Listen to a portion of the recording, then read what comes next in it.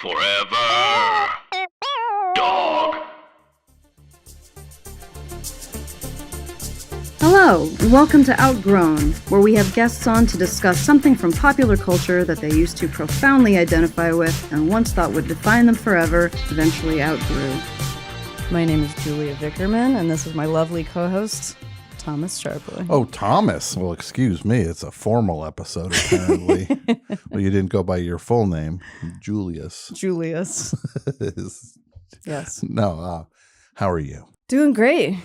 Got my period, so I'm really uncomfortable right now. Look, I just had mine, so I know what you're talking about. This won't get released for a hot minute, but this is the last day of my 30s. Yeah, it was amazing. Well, happy pre-birthday. Thank you. I'm excited to be 40. Yeah. Not dead yet. Not dead yet. No. How are you doing? I'm not dead yet. Fantastic. And I'm very excited to be here. And I'm excited because we have a great guest Yeah. this episode. And we have a great topic this episode. Sure do. Right? Yeah. Voice artist. Artist. Just artist would be the top thing. And then the subsets would be voice artist. Yodeler. Performer. Prop fabricator. Prop fabricator. We should maybe just list what you don't do. It would be shorter. You're good at a lot of stuff. I don't do Windows. You don't do Windows. Don't do Windows. It's Erin Pearce. Erin Pearce is here. How are you?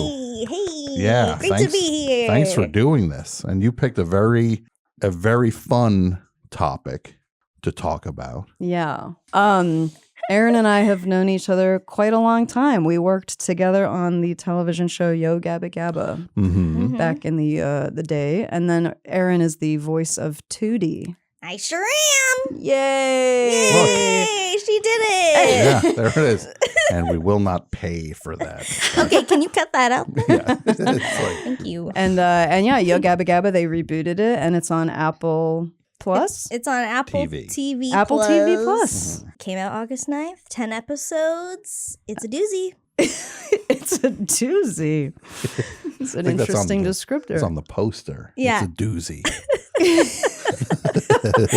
So, Erin, you wanted to talk about something that was important to you when you were a kid, which is... It is 90's boys sports movies.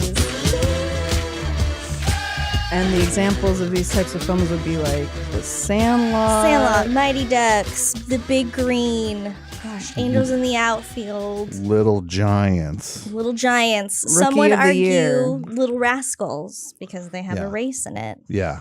Rookie of the Year, where Yeah. the kid Breaks his breaks arm. his arm and can play baseball now. I liked that one. I thought that, well, I'll get back to this, but we rewatched The Sandlot in preparation for this episode. and Congratulations. I know, it's a big day and I'm excited to talk about it. Yeah. I did think that the line from Rookie of the Year was in The Sandlot. I was waiting for it when he says pitcher's got a big butt. Remember? Yeah, no, it's not in any of their, like, they have like an insult back and forth. Yeah. And I bet you were like, I oh, was here like, it comes. oh, yeah, pitcher's got a big butt. Or like, oh, in the part where he's like, did he say funky butt loving? Yeah, Remember no, that wrong line? movie. Total wrong movie. And it made me want to rewatch Rookie of the Year because I was like, man, that had some good lines. I almost rewatched Rookie of the Year, but I ran out of time. I was trying to rewatch all of these classic movies. Nice. So when did movies get on your radar? What are the earliest movies you remember loving? Oh my gosh. Well, my parents got divorced at a really like early age for me. I think I was like 2 or something. Okay. So the television became the third parent really fast. And where were you living at this point? My mom was like around Garden Grove, and then my dad was around like Long Beach. Okay. And like that area. They kind of moved around in that area a lot. But yeah, so I would just watch a lot of TV, watch a lot of movies. Movies I remember early on, The Last Unicorn. I watched a lot of VeggieTales. Okay. Think the Lord of the Rings animated movie. Lots of like Disney movies. You know, it's all a blur. It's all the same. Nice. But then this genre of movie seemed to kind of Yeah, so we're talking early 90s kind of stuff. Yeah, like 1992 to 1995 maybe. And what was going on in your life in the early 90s? Let me think. I think I was like 5 or 6 in 1992. My dad had custody, so he was raising us. And I feel like a man raising 2 girls is like really difficult for both parties.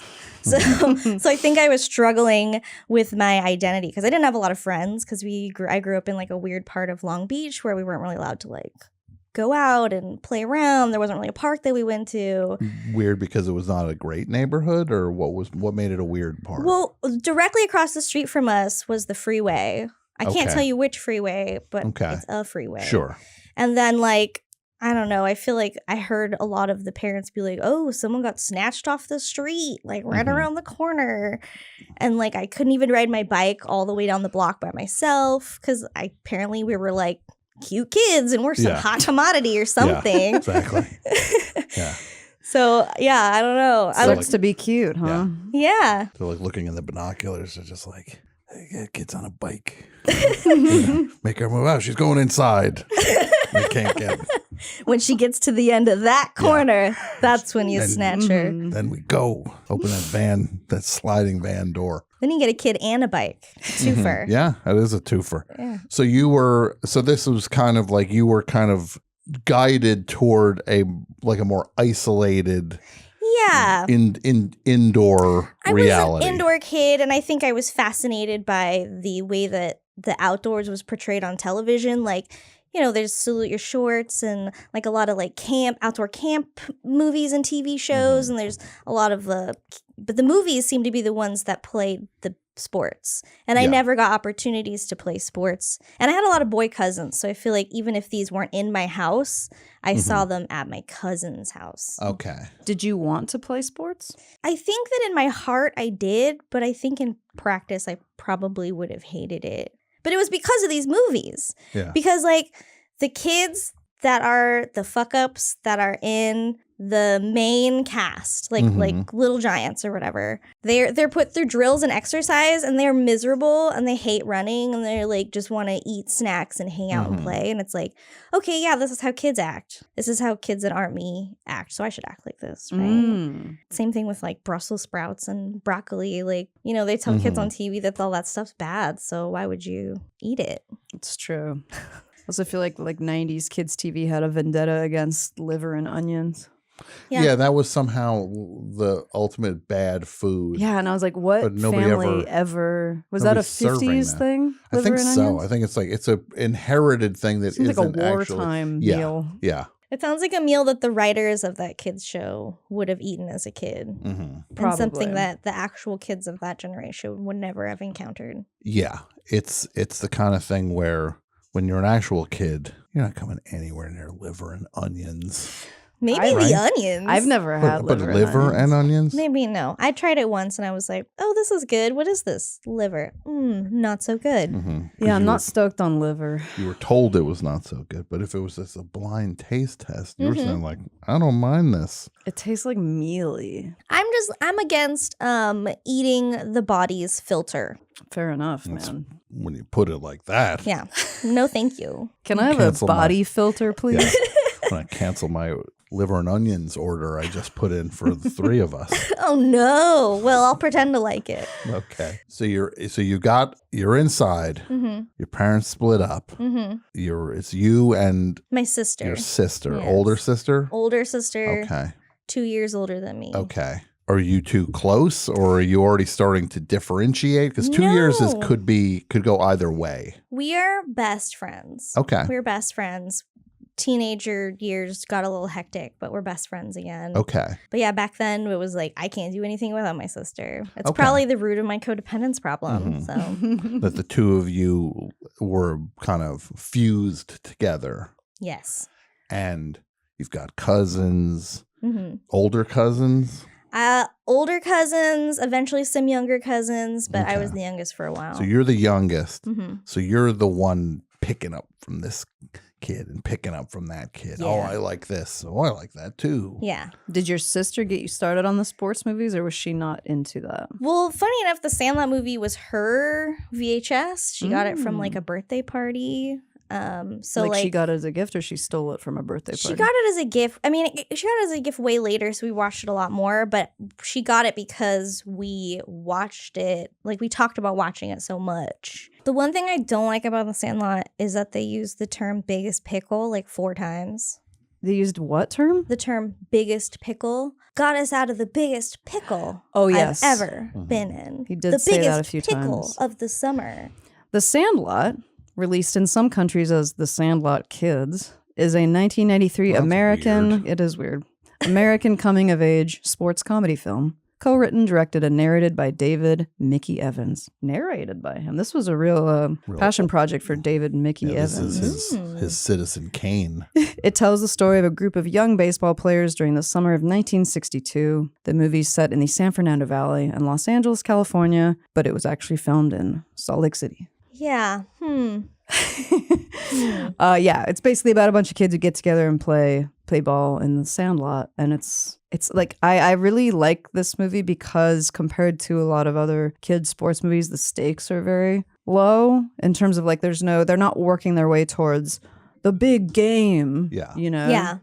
It's like the stakes are that they throw a valuable baseball that was signed by Babe Ruth into the yard next door, which has a giant dog living there. The beast. And it's like they can never get the ball back, but they got to get the ball back. How do they get it back? And then that's the whole movie. So many of these movies, like you're saying, are about the competition part of it. So then it's about winning. Yes. I mean, they say right off the bat they play this game. They're not keeping score. Yeah. These kids. And like another team does come, or a group of boys comes along at one point. Are they a rival team or are they just rival boys? They're like the actual team in town. I see. So they're the ones that have the uniforms, that have like the real diamond. They go like out of town for teams and stuff, whatever, for games. But I like that they introduce us to those boys, but then we never see them play against those boys. Like it does, like the game, being good at the game is like a secondary thing in this movie.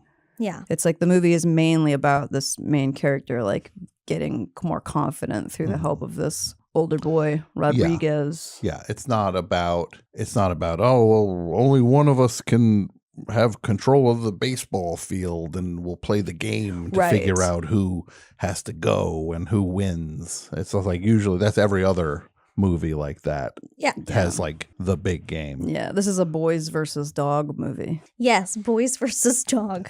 It's good. So when did this movie get on your radar, Erin? I think we saw it in theaters. I don't have like a strong memory of it, but I remember that I saw it before it came out on VHS, so I must have saw it in theaters. So your sister really liked The Sandlot apparently, to where you saw it and then she's like, I want to own that movie. Well, yeah, I guess so. Or she probably had a crush on like Benny or something. Okay. And then I think maybe the girl that gave her the VHS tape, they probably both had crushes on. On Benny. Benny the Jet Rodriguez. Yeah, what else was that kid in? Do you know? I don't know. He's pretty good, and he's like a handsome You kid. got a laptop. You got a laptop in front of you. Oh my God. I mean, and the other aspect of that movie too that I think was interesting that I was drawn to was like his struggle with his stepdad. Like in the beginning of the movie, they just moved to town. His mom just remarried. Stepdad played by Dennis Leary. Yeah, it's great guy. He opens the door and goes, "Hey, Dad, I mean Bill." Yeah. And at the end of the movie, after he's earned his respect, he goes, "Hey, Bill, I mean Dad."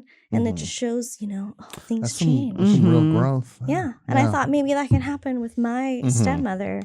Not the case. So did you see a lot of yourself in this in terms of the dynamic of like kids living a thing that's not like the conventional family you see on like sitcoms from, the 70s or whatever, where it's just like the nuclear family.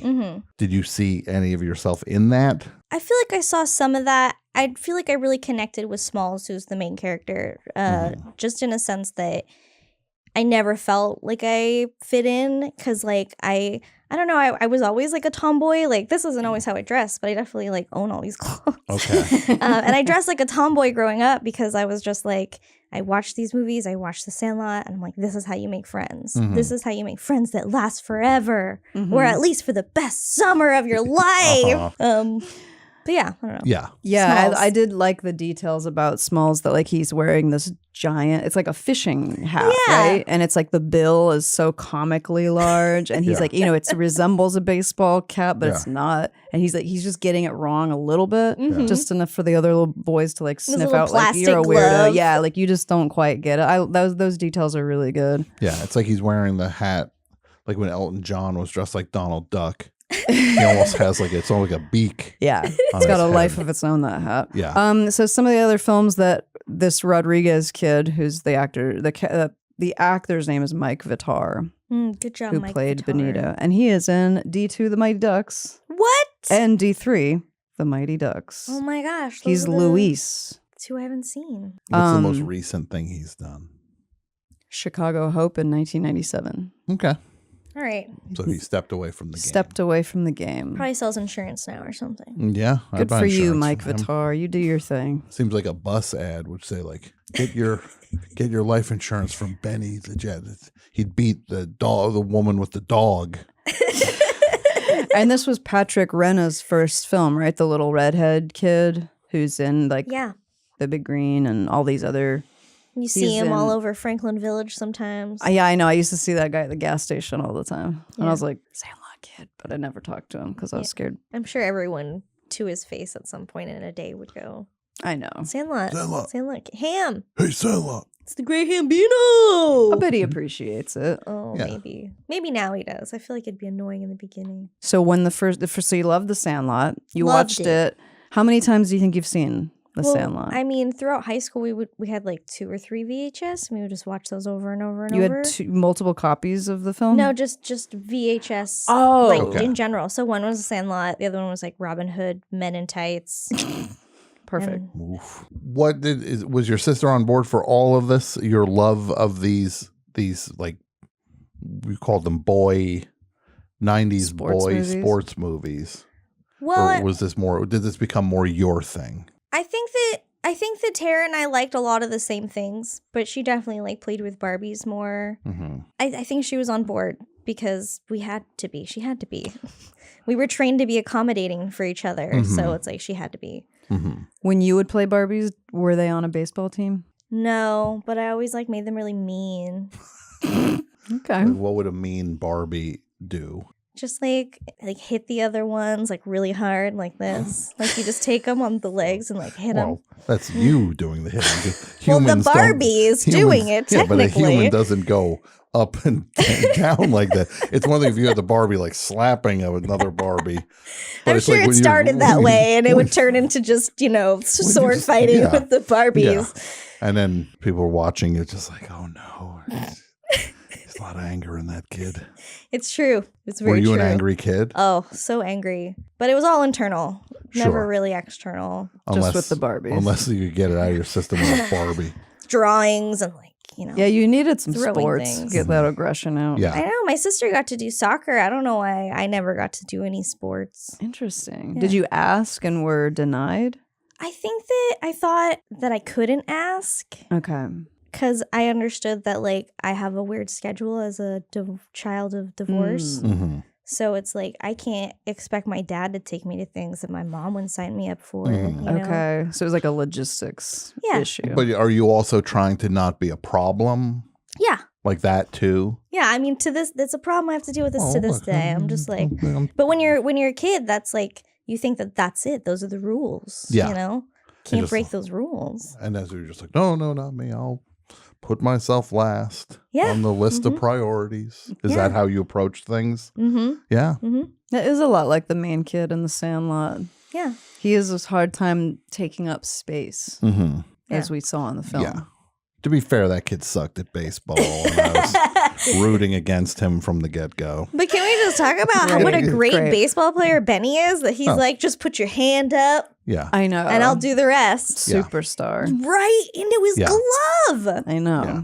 So you thought the movie was very funny as well. Oh my gosh, that movie's so funny. What were some of the lines you liked in the movie? Oh, the s'mores bit. Yeah. Classic It's like a 90s who's kid on first bit. type of just like, well, how can I have some more of a thing I didn't have any of yet? Yeah, they explain to our young protagonist what s'mores are, which is that normal When in I see that, I'm 1962 just like, to not know what where's this kid? Is this kid like a weird robot that they're and that his training parents with never some- told him who Babe Ruth is? Like, what? Why aren't his parents telling him any of Yeah, I this mean, the guy's stuff? got the baseball and the thing. He never said for 3 minutes, just like, like Babe Ruth. You know about Babe Ruth? He's like, he Greatest was baseball player greatest ever lived. baseball player, and I got this ball. Here's the history. He just never. He never Especially when thought that was worth telling him your to. kid comes in and says, "Hey, remember when you said you were going to teach me how to throw that ball Yeah. around?" Yeah, I'll get to it later. And he's like holding the baseball. I He could have been know. like, check it out, Babe Ruth. Yeah, he did that. And then when he's just like at the kitchen table, he's like, yeah, I'm really working on it, Dad. What are you working on? It's like he had a pad. He was just like, I know. It's like, what was his job? I'm curious. I don't know, but he was very important. Very busy all the time. So I think what we're looking at here, a child trying to not draw too much attention to yourself. Some definite people pleaser tendencies Definitely. are coming to the surface. And I only say this because I see it in myself. There's no judgment with any of this. No. So you see these movies, they always have there's always like a sad kid in these movies, Oh, yeah. right? sad there's kid who doesn't fit in. Yeah, there's a sad kid that doesn't fit in. Does that sound like anybody you might know, Erin? Am I going to have to pay for this session? What is going on? No, it's just like, We'll invoice you. but it's just like, it's an interesting thing to see why they just resonate for you on a level where you're just like, no, these are the movies I love. Yeah. And I'll watch it over and over. Like Lonely Kid, like North. I watch North a Oh, lot. I love Just Lonely North. Kid movies were Love my that thing. movie. I will notice, the sports movies that you're talking about are all team sports.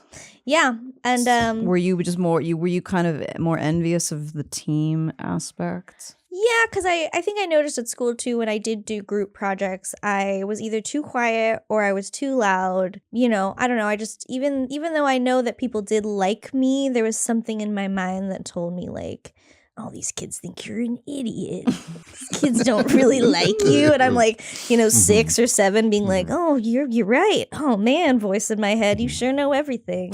Yeah. Did you ever get any proof of this, or was this just completely fabricated? I mean, I know in high school a lot of people didn't like me, but it's because I was like on everything. So it's like when you're that face forward, like, On drugs, you people. mean?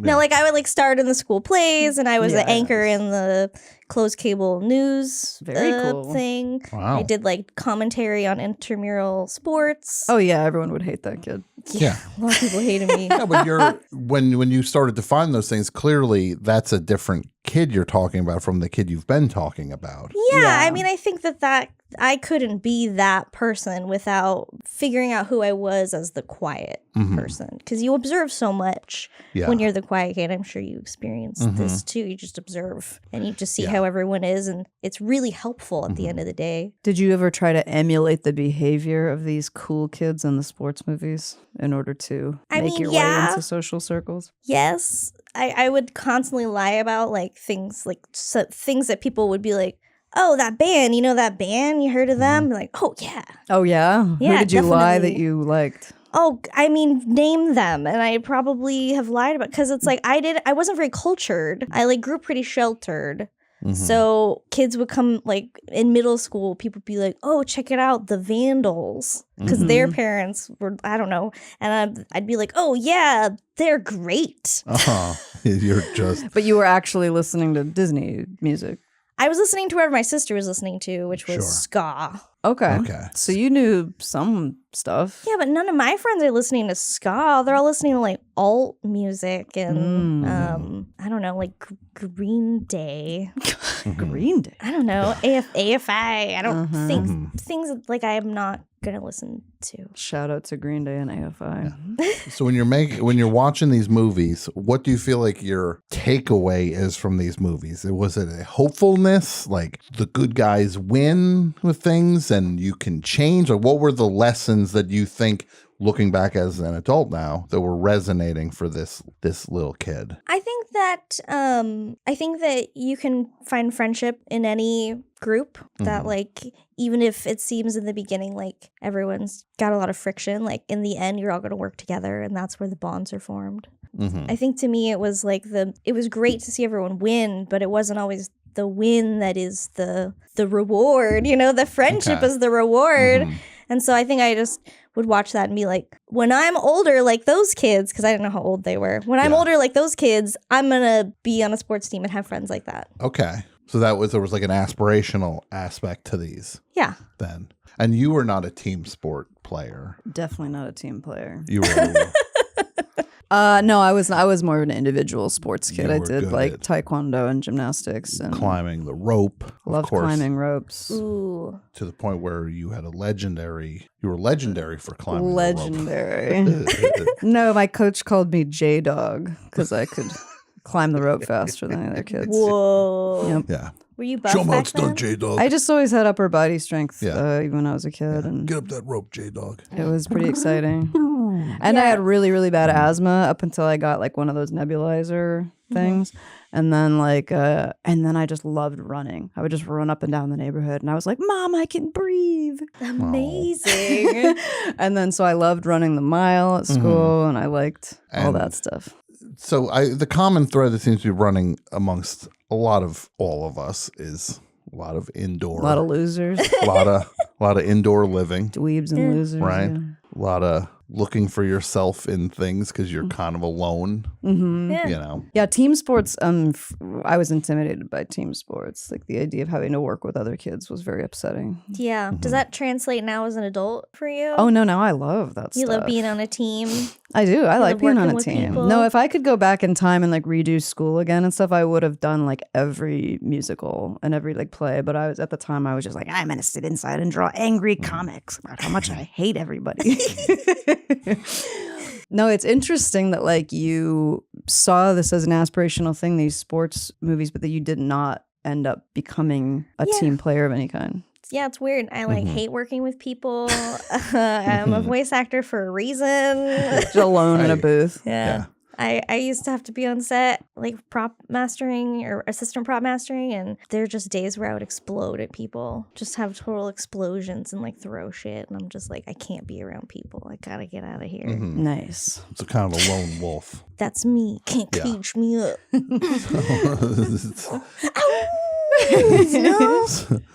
Because these movies, what a lot of kids, I can only say for myself, I would watch like say a Rocky movie. And you see like the training and he's like training, lifting things, he's running, he's doing all this stuff, and I'd be like, yeah. And then I would just like sit there and just keep eating garbage. Like it would never at any point bleed into how I was approaching my real life in terms of just like, maybe I'll train and work hard. It's just like, nah, I'll watch him train. And critique how he's doing Just it. watch. He's really training hard. He's gonna win the final fight. And meanwhile, I'm just gonna keep watching movies. I'm not gonna at any point get up off the couch and participate in physical activities. Well, I mean, watching it is like you live in it, right? Your brain is No, dumb. Your brain is no. dumb. You're seeing it. It's like thinking of a memory. Watching a movie is like your brain experiencing a memory. No, but you know when you're getting satisfaction from somebody else's effort and you're just a spectator. Oh yeah, I mean, we just saw the Olympics just happened. I think Yeah. everyone We relates to all that. won gold, you guys. Yeah. Yeah, you're all just watching. You're like, you suck. You could have done that better. It's Oh my like, God, the dive was awful. Look at that. She's terrible at this. And you're just like, Olympic athletes. And you're just like yeah. eating McDonald's on the couch. Look at this loser. When she came in 6th, oh my God, what a waste of a life. It's like, so the thing I'm curious about is how you went from the kid watching these movies, taking these lessons away, but still being kind of like removed from a lot of things to what is it in you that now makes you go, I'm going to be on stage. I'm going to be in this. I'm going to be in that. Like, where does that come from? Because it doesn't seem like it's in the cards for that kid.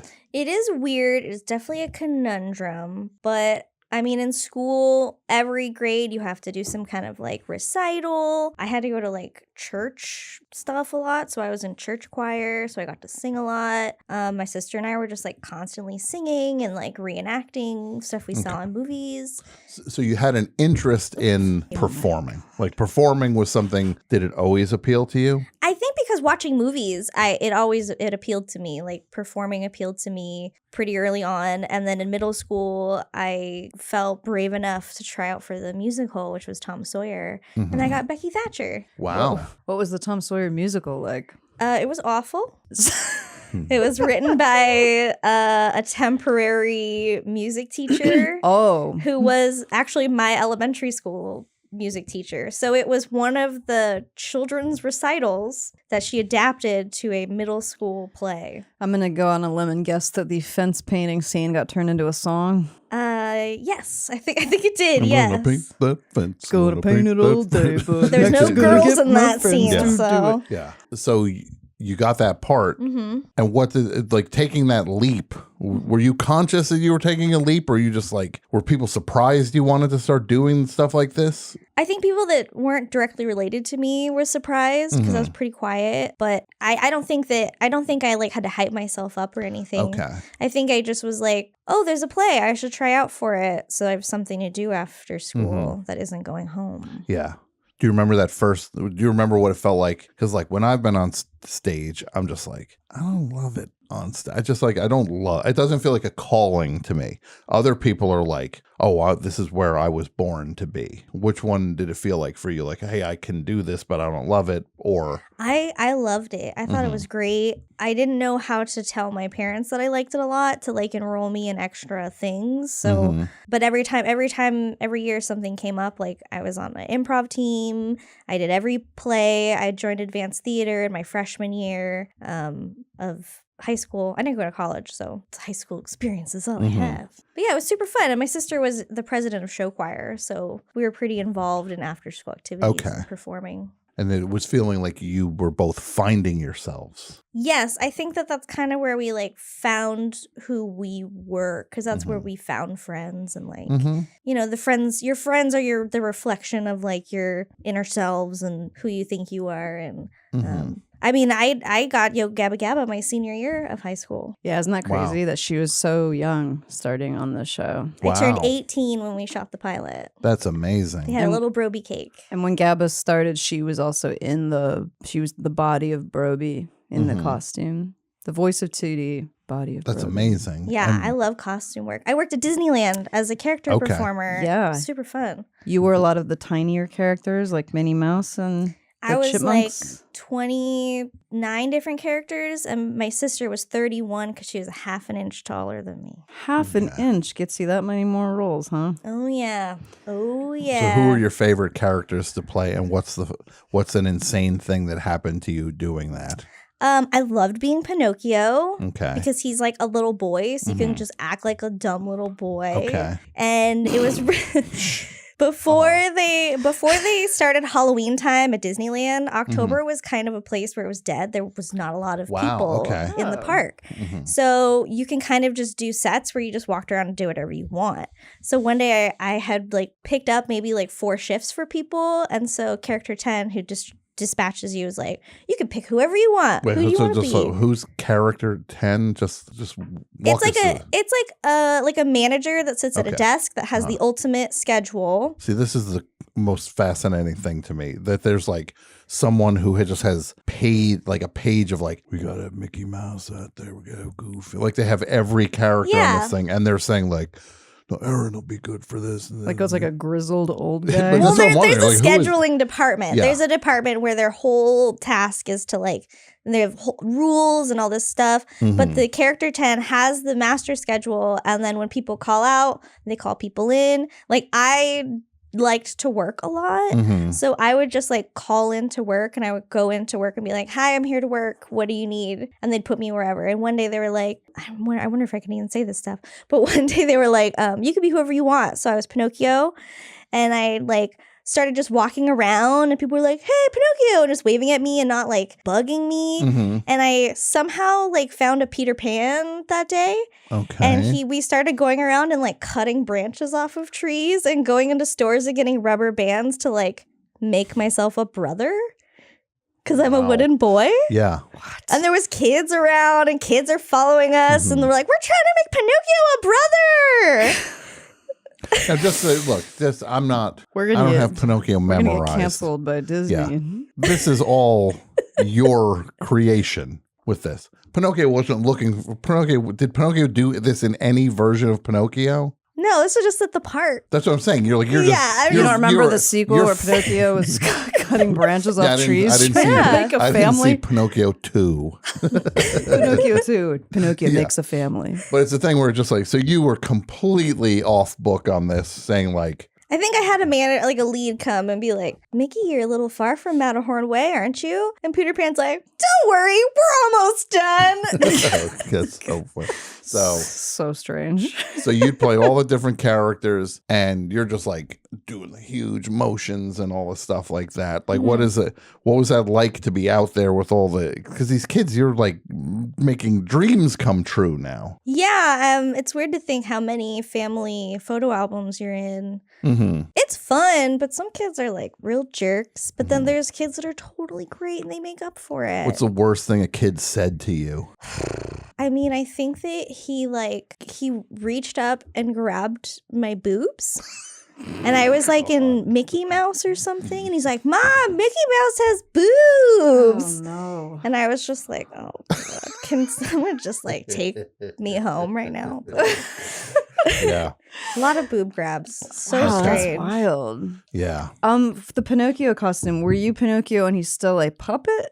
Or was he already a human boy? I don't think they have a human boy costume. Just like how they don't have a human beast costume for Beauty and the Beast. Yeah, that would be odd. Yeah.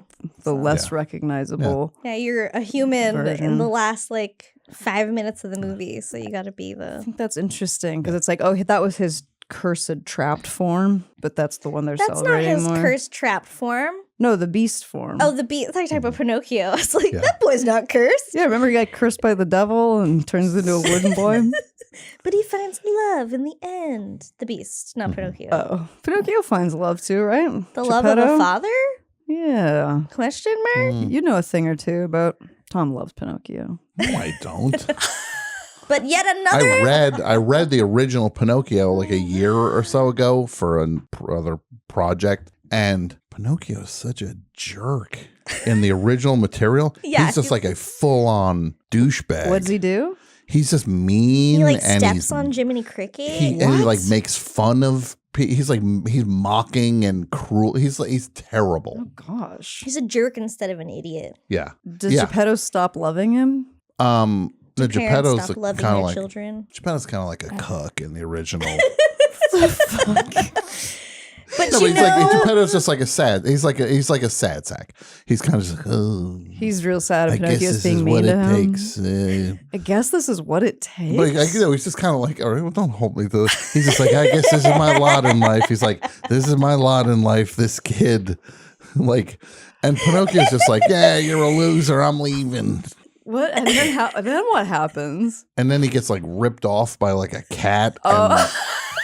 by Gideon and Foulfellow. But they're like mean in it also. They're like scumbags. And then in he it. gets like that other kid takes him to Party Island or whatever it's called. As a Pleasure kid, Island. What? Yeah, Pleasure Island. I hated Pinocchio. It was terrifying. I didn't know you It felt this was strongly. so scary. I thought Pinocchio was the scariest of all those kids' Disney cartoons. It's definitely by a like mile. it's a stranger danger kind of movie. It's like all adults will kill you. Yeah.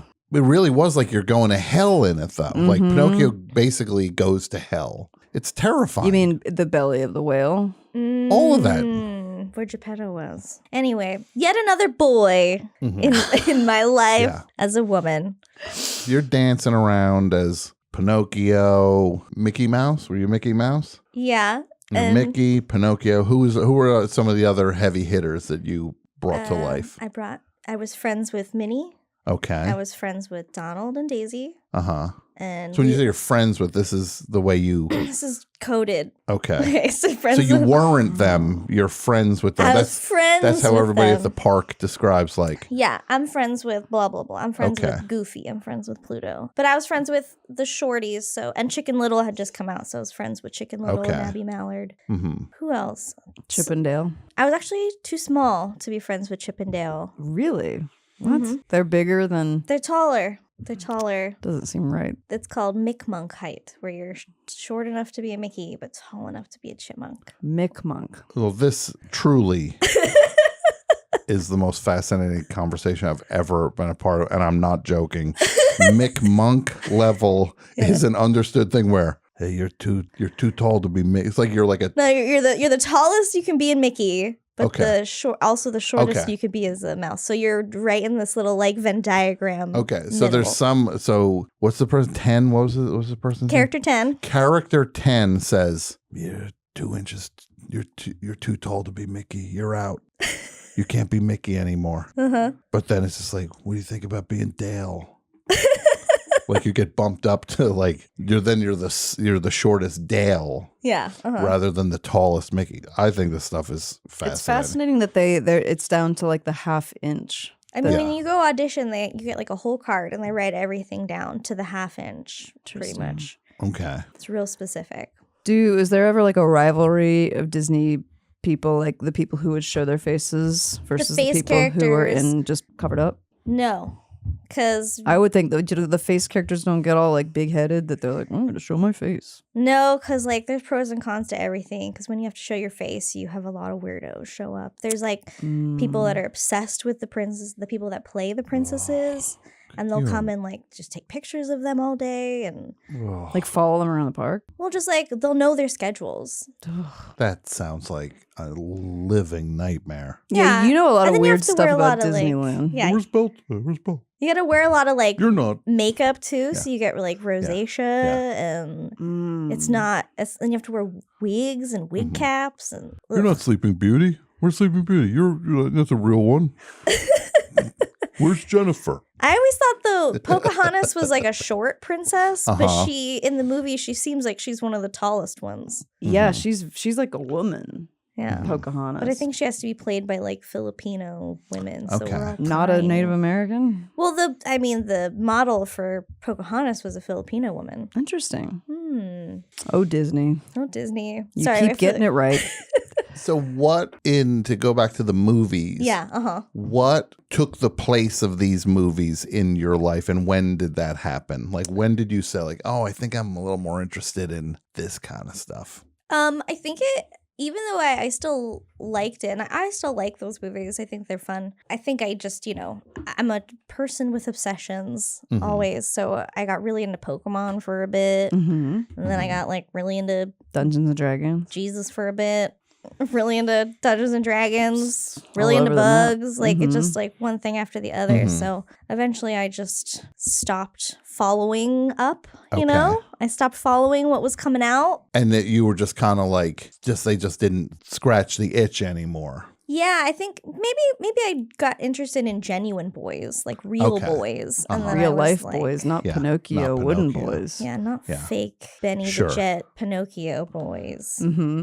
So then you just start to, you're getting older and you're feeling like you just can't. Does that stuff feel like I know it's you weren't thinking this in the moment, but the idea like, oh, that's kid stuff. Like I want different themes and like maybe stuff with cursing and all like. Yeah, maybe. I also just think like adults were giving me different things. Like, and at no point was I like, this is for kids. Yeah. It just stopped being a thing that was in my purview. Yeah. We didn't really talk about Little Giants that much, but there's a girl character in that named Icebox. Mm-hmm. And Why is she called Icebox? because she's like a rough and tumble like football playing girl. Like that's just how she was introduced. Like she's so good at like football. wide shoulders. Yeah, she's so good at football that she Okay. gets a nickname, and I'm sure it's like some kind of linebacker. I remember I don't know a anything scene. about sports. The only scene I remember from Little Giants was when she's in her room by herself. She's got a single dad. Rick Moranis. Yeah, their mom left. Mom left. And then there's one scene where she's like, she's such a tomboy and is like celebrated for being so. But then she like wants to put on lipstick. She's trying to put lipstick on, and then she hears her dad and starts wiping it off. Yeah, and then he's like, "Oh, what's that?" And she's like, "Oh, it's a lollipop or something, right?" Yes, just some candy. Yeah, I ate. she's like the candy made her mouth Yeah. red. I don't know why I remember that scene forever, but it did. You should have to get some sort of certification before you can write movies that impact children. I'm starting to realize that You'd now. think. Like, You'd think make that sure you they're- understand child psychology, the messaging you're going to send to kids. You're going to be like, no, I'm ruining kids' perception of like beauty and physical standards now forever. Yeah, and it it's was just pretty- a dumb joke I came up with 20 It's pretty minutes before funny. they I mean, shot. considering how much time we've both spent working in children's television, it's pretty funny how far into things people read sometimes, and you're just like, that was like a 3 a.m. decision. It just has to Yeah. get done. You know what I mean? So you mean just like things that you're just trying to like, we got to write something. It's got a We gotta- deadline, you Yeah. know? And then some people are like, Yo Gabba Gabba has a Jewish agenda or something like Yeah, that. just weird stuff. And they're dissecting these things, and you're just like, what? So with these films, they clearly were always a part of you, though, even if they weren't at the forefront of your brain. What do they mean to you now that when you did outgrow them? But what do they represent to you now? I think that they represent like genuinely who I was as a child. I think I didn't really know who I was, so I patterned myself a lot after like Icebox and Smalls and, you know, Random Kids and the Mighty Ducks, because I thought this is how kids act, this is how I'm supposed to be, this is who I am. Yeah. So I think looking back, I would just see like a lonely kid that wanted to play. Why wouldn't anyone play with you, little kid? But Oh. yeah, I'd play with that kid. And what was it about? Like, why were you kind of turned off by femininity at that age? I mean, if we want to get into, I feel like it has a lot to do with the divorce. It has a lot to do with like my new stepmother. It has a lot to do with like me not trusting women in my life. And then my dad used to always say stuff like, and this is a true story, that they thought I was a boy until I came out of my mother. And my dad was drunk and was like, blow in her mouth, maybe it'll pop out. Oh boy. Put her back in. She's not done. And just him saying stuff to people like we used to go to work with him a lot because, you know, single father, we'd go to work, and he was a equipment rental salesman. I think he still might be, but he would come and we'd be like a little sales prop, and he'd be like, these are my 2 daughters, but I was a little tomboy, and they're like, he's like, this is the closest I'm gonna get to a son though. Yeah, that's weird. Until he had a son, and then that joke didn't land anymore. Yeah. Just I never got like the experience of like growing up. Like I had my mom, but I only saw her every other weekend, and so there's other priorities with that short amount of time. So I didn't really get that like motherly nurturing, and my sister didn't show me how to do makeup, and like I remember I got my first period and I didn't know what it was, and I didn't know who to tell. Oh, that's too bad. Who did you end up telling? I think after like my 3rd period, I finally asked my stepmom. Like, Whoa, you were just like letting it happen? well, like this might be too much for a podcast, but like, you know, when you get your first period, No, or your I've never first couple gotten it. periods, it's like thicker. Yeah. And it doesn't look like what school has described to you is what a period is. So I didn't know what it was, and it didn't occur to me to be like, maybe it's something medical. I should alert an adult. Yeah. So I just kept it to myself until finally I was like, Tracy, like I think I need like a pad. And she's like, Aw. how big? I was like, how big? Also, What asking sizes do you a child, have? yeah, like what so- kind? What kind yeah, do you? what I kind was you like, want? how do you expect the child to You know, kind of stupid. I think that each parent thought the other one was taking care Sure. of stuff. Like, I see. like I had braces, but I hadn't seen like a dentist to clean my teeth in like years and years. And as I finally asked my dad, like, why didn't you ever take us to the dentist? He's like, oh, I thought your mom was taking you to the dentist, and Oh, she boy. said the Lack same of thing. communication. I mean, they don't here. want to talk to each other. They got Yeah. a divorce. Yeah. Yeah, there's a lot. Those dynamics are very complex. Mm-hmm. Yeah. Mhm. Yeah.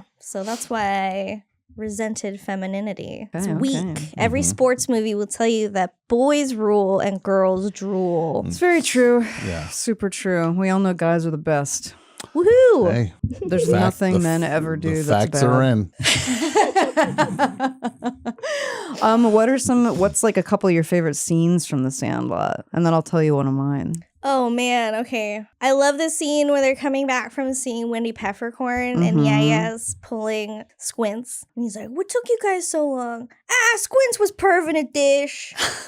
Shut up, I wasn't. Dish. I was like, I don't know, I just think it's so fun that they're like waiting for you to get a ball and it's too hot. Yeah. That's when they decide to go to the pool. Yeah. I don't know. No, it's a really cute movie. What's your favorite scene? I like the scene where, they get to the end, they finally they get the Babe Ruth ball back, and it's James Earl Jones is the one who owns this dog. And like it's revealed that James Earl Jones used to play baseball with Babe Ruth. He was on the same team. Yeah. New York Yankees, 1927. And he gives them a ball that's not only signed by Babe Ruth, it's signed by everyone on the whole team. And then they're like, initially like, we can't take this. That's too much, blah, blah, blah. And then he's like, well, let me tell you, I'll make you a deal. You two boys come back here once a week and talk baseball with me. And that ball's all yours. And the split second where they look at each other like, I don't really want to do that.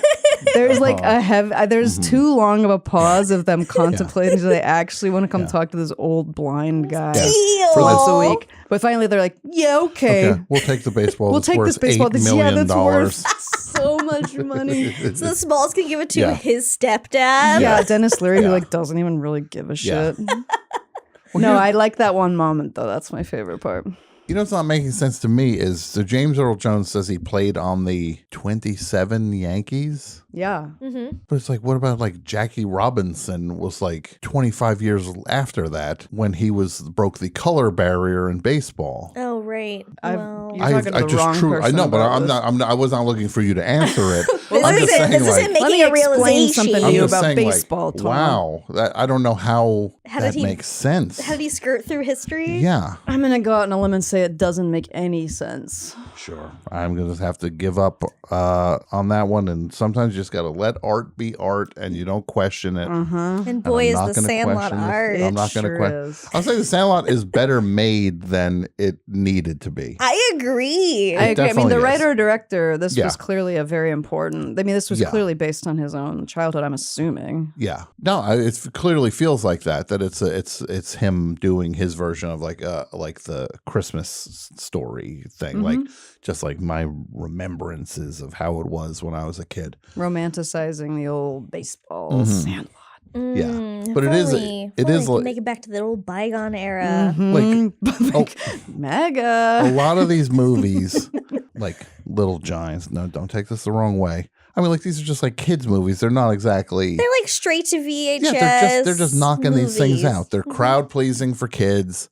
They do the job, but Sandlot has a lot more poignancy and subtlety in it that you would think would be in a movie aimed at kids. You're saying as opposed to like Mighty Ducks or exactly something? Movies like that, which are they're functional and they do the thing and they have the different types of kids and then they go and they play the games and it's just like. The guy that directed Mighty Ducks is creative partners with David Lynch. Okay. Interesting. Weird, huh? What's his name? I don't know. I read it when I was watching it. Wait, the director of Mighty Ducks? Yeah. I'm looking it up for you. Yeah. But yeah, I agree with you. You know what I mean? Yeah. It's just like it's a more sensitive movie than you would think it was going to be. There's not a lot of like slapsticky stuff and because like look, when I was a kid, Bad News Bears, I was too young for Bad News Bears. But every older kid was like, when I finally saw it, I was like, this movie's filthy. It's like it's aggressive and filthy and has like so much meanness in it. That's kind of the point of it. Yeah. But you're like, this is the most unsentimental movie imaginable. Like this is just like, it's basically saying like, life sucks. What are you going to do? The coach is drunk all the time. I mean, I watched the Mighty Ducks and I didn't realize at the beginning that he's only coaching the Mighty Ducks because he got a DUI. And he's doing it for community service. A little alert, Stephen Herrick directed Mighty Ducks, who also directed Don't Tell Mom the Babysitter's Dead. Look, then the circle is complete. You and Jeffrey Max have now, yes. Jeffrey would be on my fuck up baseball team, I feel like. Yeah. So would Kelsey. That adds up. Yeah. So yeah. so would both of you. the Outgrown guest list is adding up to being some sort of ragtag Oh, misfit team kids. of misfits who, let's be fair, we'd lose. Well, with that attitude, you just have to You win gotta that believe one. in yourself. You're right. We need to have a 40-second training montage where we become great all of a sudden But we'd and play be like a buff. team. We'd be so buff at the end of This those guy 40 directed a seconds. lot of. I mean, we've been over this because we talked about him in Don't Tell Mom the Babysitter Said, but he directed like Man of the House, JTT.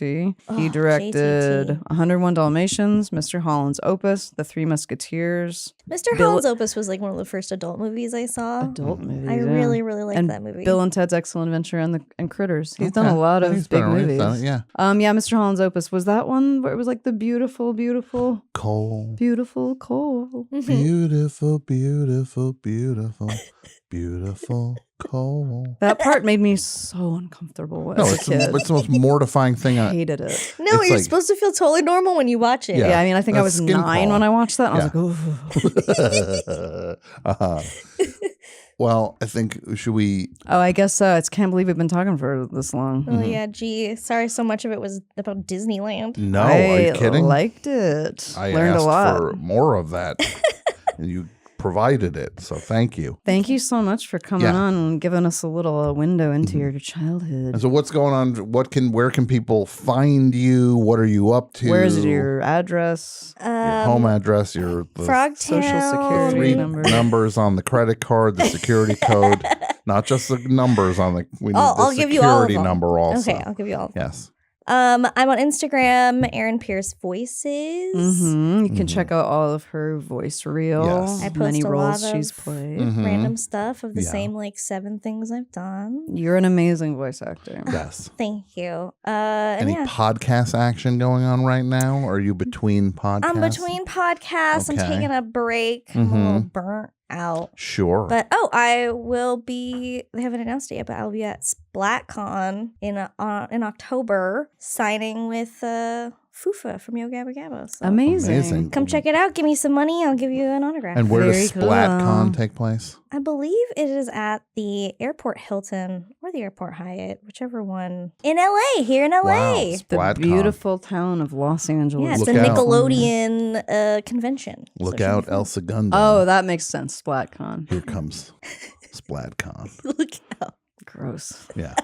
All right. All right. Well, thank you so much for doing this. Was really fun and it was very interesting, and we're just very appreciative of you coming and sharing all these stories. Of Absolutely. course. Thanks. I'm sorry if it was like a bummer at all. No. What are you kidding? I'm So not this gonna is ask me you. being a people pleasing. Yeah, I so was I'm just gonna gonna say, stop. This is I'm what gonna shut ask it you. down right In now. all seriousness, this is what I'm going to ask you to do. Please just do one where you don't say negative things. Just take the compliment. Right, I We're will- going to cut all this out. I'm not going to cut any of those out.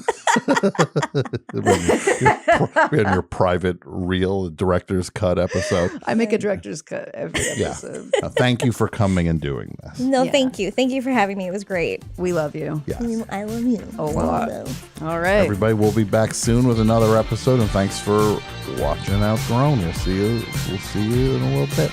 Goodbye.